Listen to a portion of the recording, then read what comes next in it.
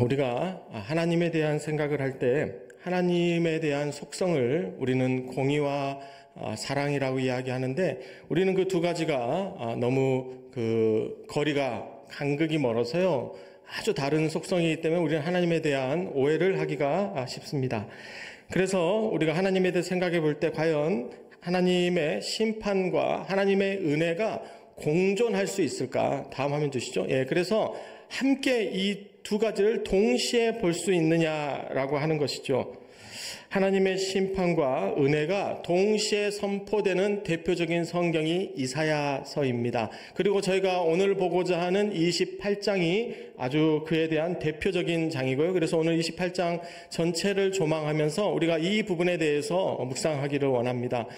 하나님에 대한 어떤 심판에 대해서 강조하게 되면 우리 하나님은 심판의 주인이시죠. 그래서 우리가 얼마나 하나님이 두려우신가. 그래서 하나님을 너무 엄격하게 율법주의적으로, 그래서 하나님을 대하는 것을 매우 까다로워하는 그런 신앙도 있습니다. 하지만 또한 반면에 너무 은혜의 하나님, 사랑의 하나님만 강조하다가, 그래서 하나님은 우리를 다 사랑하시니까 우리가 마음대로 신앙생활을 해도 된다고, 그래서 하나님은 절대 누구도 지옥에 보내실 리가 없다라고 착각하는 사람들도 있습니다. 그러니까 이것은 무엇인가 한쪽에 편중되면 위험한 신앙이 되는 것이죠. 우리는 이것에 대한 균형을 가질 필요가 있습니다. 사실 이러한 부분은 이스라엘 민족의 이 역사 가운데, 또 우리의 인생도 마찬가지고요. 모든 인생사는 이렇게 계속 무한 루프를 도는 것 같아요. 무한 반복입니다. 우리 인간이 범죄하잖아요. 그럼 하나님은 심판하십니다. 그러면 그 심판에 하나님의 진노에 두려워서 인간 하나님 앞에 나와서 무릎 꿇고 회개해요. 그럼 우리 하나님은 사랑의 하나님이시잖아요. 그래서 모든 회개를 받아주시고 다 용서해 주십니다. 그래서 그들은 하나님의 은혜를 경험하고 구원을 받아서 너무 기쁘고 행복한데, 우리가 은혜가 계속되면 사람들이 교만해져요. 그게 권리인 줄 알아요. 당연한 줄 알아요. 그래서 또 교만해지면 범죄합니다. 그럼 또 심판받아요. 그럼 또 회개하죠. 그럼 또 은혜를 주세요. 그럼 또 범죄합니다. 이게 계속 반복되는 이 무한 루프에서 우리가 빠져나와야 하지 않겠습니까?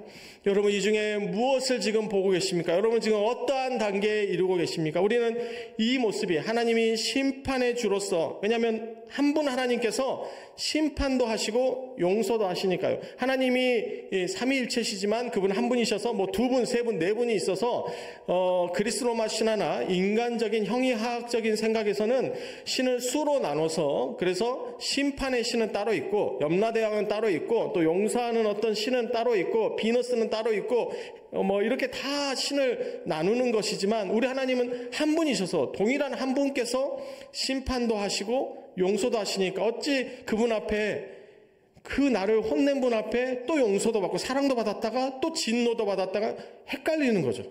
과연 하나님은 진노의 신인가 사랑의 신인가? 그래서 이 이사야 28장을 전체를 읽으면서도 우리는 상당히 헷갈릴 수 있습니다. 우리는 하나님 앞에 나아가면서도 우리는 좀 혼란할 수 있어요. 왜냐하면 그것은 우리의 인간적인 그 사고 안에서, 우리의 상식 범주 안에서 이해할 수 있는 분이 아니시기 때문에 그렇습니다. 하나님은 온 우주보다도 크신 분이시기 때문에 온 우주를 창조하시고 지금까지 운행하시는 그분의 지혜를 우리가 다 측량할 수, 헤아릴 수 없다고 우리 이사야에서 28장 마지막 절도 그렇게 말씀을 정리하거든요. 우리 하나님의 그 속성을 우리가 다 이해할 수 없지만 하나님께서 이 시간 우리에게 이해하게 하시는 대로 우리가 한 절 한 절 따라가면서 우리 하나님을 바라보고자 합니다. 할렐루야. 그래서 오늘 말씀을 우리가 본격적으로 보기 전에 이 말씀의 배경을 우리가 충분히 이해하기 위해서 1절부터 우리가 함께 보도록 하겠습니다. 1절 주시고 읽겠습니다. 에브라임의 술 취한 자들의 교만한 면류관은 화 있을진저 술에 빠진 자의 성 곧 영화로운 관같이 기름진 골짜기 꼭대기에 세운 성이여 쇠잔에 가는 꽃 같으니 화 있을진저. 아멘. 이사야 28장의 시작인 1절을 간단하게 요약해 드리면, 하나님이 계시지 않는 영광은 곧 시들어가는 꽃과 같다라는 말씀입니다. 그래서 우리가 이사야서는 많은 심판을 선언하는데요. 이 심판을 바라보면서 우리는 2700년 전에 그 이스라엘 역사 가운데 있었던 심판이 아니고요. 지금 2025년 대한민국을 살아내고 또 세상교회에 모인 우리를 향하신 그 말씀으로 우리의 타락과 우리의 불의함에 대한 하나님의 엄중하신 경고로 우리가 받아들여야 이 말씀이 바르게 이해될 줄 믿습니다. 그래서 하나님께서는 첫 번째로 누구를 거론하시냐면 술 취한 자들을 거론하세요. 아마 이 자리에 모이신 분들 중에 우리가 술에 취하신 분은 아무도 안 계실 것이고 저도 마지막으로 술을 진탕 마셔본 게 언제인지 기억이 안 날 만큼 우리 기독교는 술과 상당히 거리가 있습니다. 그건 너무나 당연한 이치고요. 그렇지만 술을 꼭 마시지 않아도 술에 취한 것처럼 인생을 사는 사람들이 있어요. 술에 취했다라는 것은 무엇을 상징하고 있냐면 바로 인지력과 판단력을 잃고 있다라는 의미입니다. 술에 취하지 않아도요, 돈에 취했습니다. 성공에 취했어요. 사람에 취하고 자기에 취하고 자기의 그 기분과 감정과 자기의 계획과 자기의 목적에 취해서 운전을 하지 않아도 인생을 음주운전하는 사람들이 있습니다. 얼마나 음주운전이 위험해요. 정말 자기가 어떻게 운전하는지도 모르고 아무데나 갖다 들이박잖아요. 우리의 인생을 아무데나 들이박습니다. 여러분, 그건 믿음이 아닙니다.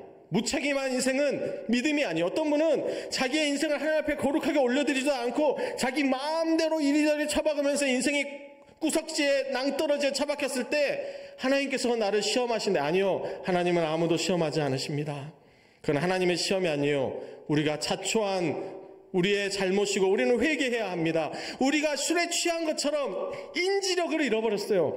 판단력을 잃어버렸어요. 분별력을 잃어버렸어요. 여러분, 하나님은 우리의 분별이 되십니다. 성령은 우리의 지혜가 되세요. 그러면 지혜가 있었다면요, 미리 대비해야 됩니다.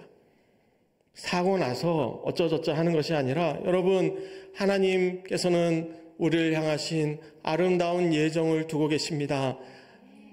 그 환난은 우리의 하나님의 시험일 수 없습니다. 그건 우리가 자초한 것이지 하나님의 계획은 축복입니다. 여러분, 하나님 앞에 나와서 복을 받으십시오. 하나님 우리에게 평강을 주시기를 원하십니다. 그래서 술 취한 자들의 교만한 멸류가 아니라고 말하는 것은 교회 밖에 저기 상무 어디 술거리에서 저잣거리에서 사람들이 술 취한 사람들에게 하나님이 이 말씀을 주시는 것이 아닙니다.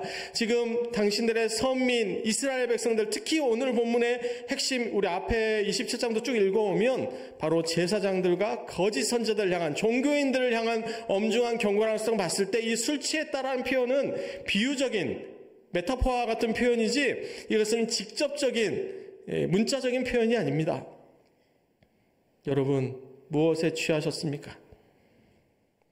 하나님 앞에 우리가 성령 충만하지 않으면 우리는 참 많은 부분에 우리의 인생을 취해버릴 수 있는 위험을 우리는 늘 도사리고 있습니다.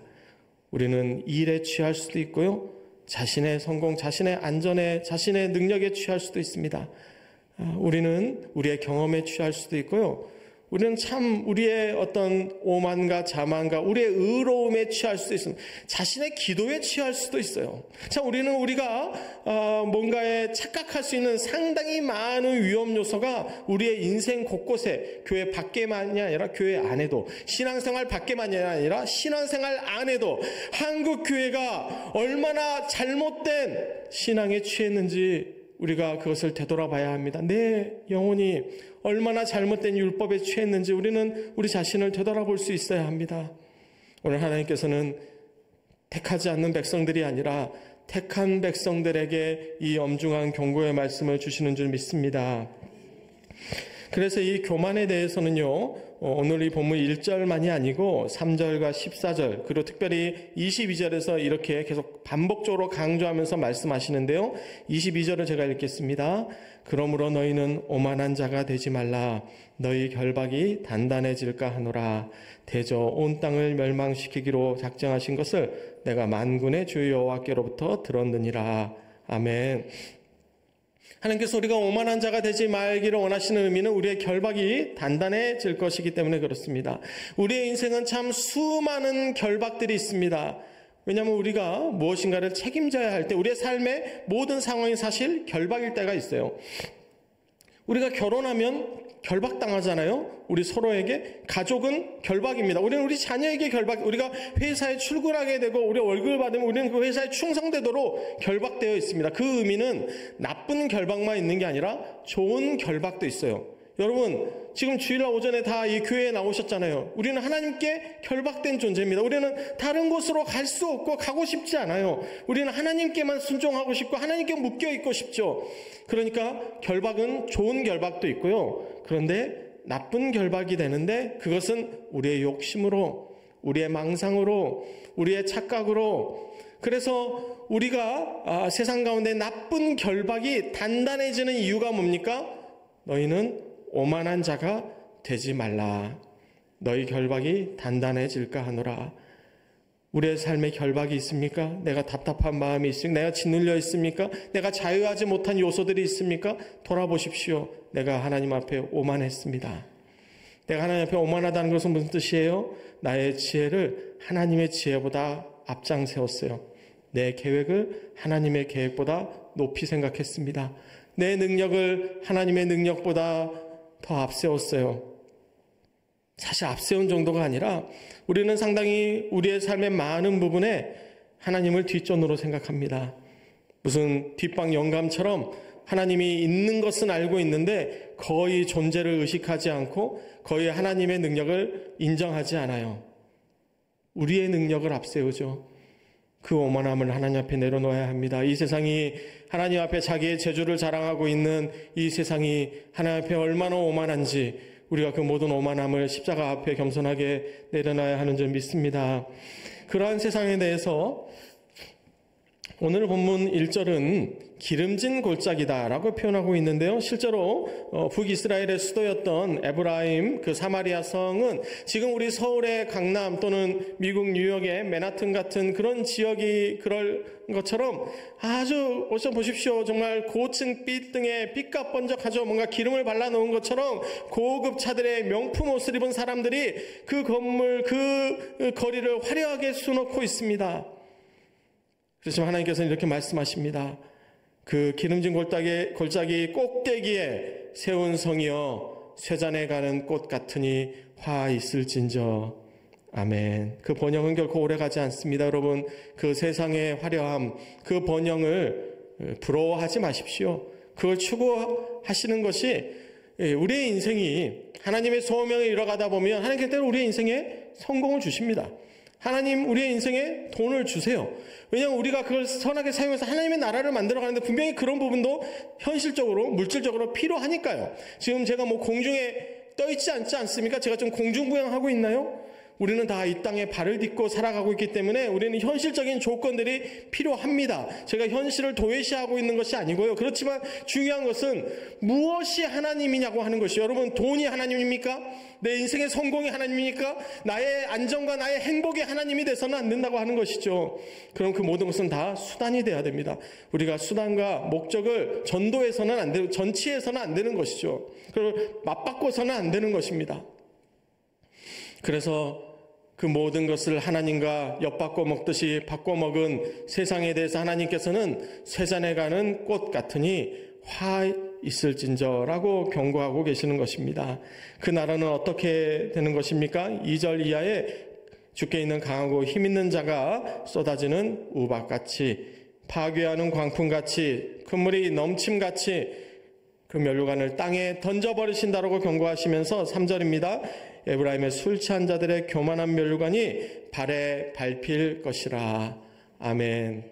하나님의 발에 밟힐 때 여러분 이렇게 기도하셔야 됩니다. 내가 얼마나 교만했는지요. 내가 나의 면류관을 쓰고 내가 마치 왕인 것처럼 이 모든 것을 내가 좌지우지할 수 있다고. 내가 마치 그것조차도 여러분 위험한 망상입니다. 내가 기도하면 하나님이 응답하신다. 그건 어떤 정신 나간 목사가 하나님도 내 말 안 들으면 혼난다고 말하는 것과 크게 다르지 않은 생각이에요. 그것은 미친 한 목사의 말이 아니라 한국교회에 착각하는 많은 기독교인들이 동시에 갖고 있었던 생각입니다. 왜 내가 기도하면 하나님이 내 기도에 무조건 응답해야 합니까? 성경에 어디에 그런 말씀이 있죠? 하나님이 내 명령에 따라야 합니까? 아니요. 우리가 하나님의 명령에 따라야죠. 그런데 마치 내가 기도하면 모든 문제가 다 해결된대요. 무슨 지니의 램프도 그런 게 없고 무슨 망병 통치약도 그런 게 없어요. 그건 무슨 주문입니까? 하나님이 내가 기도한 대로 다 이루어 주셔야 됩니까? 왜? 하나님은 주권적인 하나님 아니신가요? 하나님은 기도를 들으실 권한이 있으시다면 기도를 거부하실 권한이 있으신 분이십니다. 우리는 똑바로 정신을 차리고 기도해야 돼요. 우리 전도서 5장에도 지존자 앞에 나아갈 때는 우리가 말을 조심하라고 하나님께서는 우리에게 경고하고 계십니다. 우리가 하나님 앞에 어떤 기도를 올리고 있는지 우리 자신을 되돌아봐야지 계속 말도 안 되는 기도하고 정말 하나님 앞에 상달되지도 못할 그 인생을 계속 가지고 나가서 뭔가 어려운 숙제처럼 본인도 풀지 못하는 그 숙제들을 가지고 하나님 앞에 나와서 계속 그걸 내려놓고 있으면 하나님께서 뭐라고 말씀하십니까? 그만두라고 말씀하시거든요. 포기하라고 말씀하세요. 내려놓으라고 말씀하십니다. 하나님 앞에 내려놓고 너는 똑바로 거룩한 하나님의 길을 가라고 말씀하시는데 그거 다 무시하고 계속 자기 계산서만 내려놓으면서 왜 내 뜻대로 하나님이 안 움직이냐고. 아니요, 내가 하나님 뜻대로 안 움직이잖아요. 우리 교회가 하나님 뜻대로 안 움직이는데 우리 교회 가운데 하나님께서 부흥으로 역사하시겠습니까? 하나님은 우리가 하자는 대로 우리가 억지로 말 고삐 끌고 가는 것처럼 하나님이 우리에게 끌려와야 합니까? 아니요. 저는 그런 하나님이라면 믿지 않겠습니다. 저는 그런 하나님을 섬기지 않겠어요. 그 신은 인간이 만든 신이니까요. 인간의 하고자 하는 대로, 인간의 뜻대로, 인간의 기도대로 다 들어주시고 다 움직이시는 만능신, 그런 신은 저는 믿지 않겠습니다. 그건 가짜예요. 그건 거짓입니다. 그건 속이는 거예요. 그건 마술이죠. 우리는 하나님을 마술로 믿지 않습니다. 하나님은 주권적인 왕이십니다. 그분이 저에게 말씀하시면 그게 제 뜻이 아닐 때 저는 오히려 안정감을 느낍니다. 아, 내가 틀렸구나. 그러니까 하나님은 옳으신 분이시죠. 다 내 생각과 같으면 저는 그 신을 의심해 봐야 된다고 생각합니다. 그건 내가 만든 신이고 곧 나라고 이름할 나의 또 다른 형태의 신일 수 있으니까요. 그분의 생각이 나의 생각과 다르고 주님의 계획이 나의 계획과 다르시기 때문에 주님을 신뢰합니다. 주님이 나와 다르시고 나보다 높으신 분이시라는 것을 이사야 55장 말씀처럼 저희가 깨닫기 때문에 그것이 복음이고 그것이 진리고 그것이 하나님이신 줄 믿습니다. 아멘. 오늘 말씀 9절 말씀부터 다시 시작해 보겠습니다. 그래서 이러한 오늘 28장의 배경을 놓고 하나님께서는 결국 어떤 핵심을 말씀하시냐면요. 우리 9절 같이 읽겠습니다. 그들이 이르기를 그가 누구에게 지식을 가르치며 누구에게 도를 전하여 깨닫게 하려는가, 저 떨어져 품을 떠난 자들에게 하려는가. 아멘. 그래서 하나님께서는 술에 취한 것처럼 분별력을 잃고 좌로 우로 헤매고 있는 당시의 제사장들 또 거짓 선지자들을 포함해서 수많은 종교인들에게 지금 묻고 계시는 것입니다. 누구에게 지식을 가르치며 누구에게 돈을 전하여 깨닫게 하려는가? 자신도 그 도를 깨닫지 못하고 자신도 하나님의 복음을 알지 못하고 그걸 누구에게 가르치고 누구에게 실천하라고 말씀하실 수 있겠어요? 그리고 무엇이라고 말씀하십니까? 젖떨어져 품을 떠난 자들에게 하려는가. 여기에서 젖떨어져 품을 떠난 자들은 아직 젖을 더 먹어야 하기 때문에 겸손한 자세로 하나님의 말씀을 받으러 더 가까이 나와야 하는데 그들이 젖떨어졌다고 방금 젖댔는데 언제 젖댄 것처럼 얼마나 자기가 이미 머리가 크고 다 자랐다고 하나님의 품을 그들이 다 떠나버렸어요. 이사야 49장 15절은 이렇게 말씀하십니다. 여인이 어찌 그 젖먹는 자식을 잊겠으며 자기 태에서 난 아들을 긍휼히 여기지 않겠느냐. 그들은 혹시 잊을지라도 나는 너를 잊지 아니할 것이라. 아멘. 그래서 오늘 우리 중창단께서 이제 여름에는 또 덥기도 하고 여러 가지 이제 이벤트로 남녀 성별을 나눠서 이렇게 한 번씩 피아노 반주가 아니라 이런 그 MR 반주에서 특송을 한 번씩 하시는데 지난 주간에 아직 오늘 본문이 나오지 않았을 때입니다. 제가 보통 본문은 금요일 토요일에 이렇게 한 장 내에서도 이제 그 말씀의 의미를 묵상하면서 주 후반부에 제가 말씀을 받는데요. 주 초반부에 송동주 집사님이 요괴벳의 그 노래를 이렇게 주셨을 때 전 좀 의아했어요, 사실. 왜냐하면 어버이 주일도 아니고 5월도 아니고 지금 이사야 말씀 쭉 가고 있는데 어머니의 사랑, 물론 이제 후절에서는 하나님께 올려드리는 하나님에 대한 어떤 내려놓음과 사랑이 나오지만 어쨌든 그 전체적인, 그래서 우리 여성분들도 이렇게 하시니까 여성의 그 여성미를 나타내기 위해서 이 곡을 쓰시나 보다 정도로만 생각하고 오늘 예배를 드리는데 이 말씀이 하나님께서 주시는 말씀이요, 지금 오늘 하나님께서는 어머니로 우리에게 임하십니다.